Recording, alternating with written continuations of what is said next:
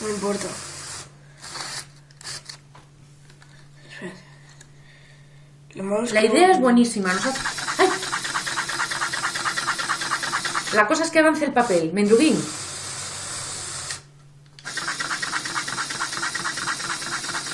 Porque estoy tirando yo, ¿eh?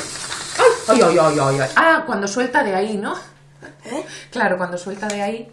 ¡Ah, muy bien, muy bien! ¡Vamos avanzando! A ver, otra vez. Mola, mola, mola. Voy a poner de otro lado. ¿Lo estás grabando, mamá? Este es el sentido de avance del papel, Dima, lo que estás haciendo, vale. Luego lo vamos a mejorar para que eso tenga más fuerza, esto. La punta. No, esto. La punta está bastante Ah. Esto, espera. ¡Uy! Engánchalo. bien. No, Engánchalo no, antes. va. Buenísimo, Dima, buenísimo. Ahora va súper separado, no sé por qué. Porque lo has puesto a toda máquina o qué. Tampoco te pases en el Ay, avance está. del papel. Espera, que lo pille un poquito. Es que tiene que pillar sí o sí. Ahora voy a empezar a pintar. Despacito. No te me aturulles. Va a ir más despacio haciendo esto. ¡Ay! ¡Ay! ¡Ay, madre! ¡Ay, que muy bien, muy bien! Uy, que se me va esto. Fuera. Guay, guay, guay.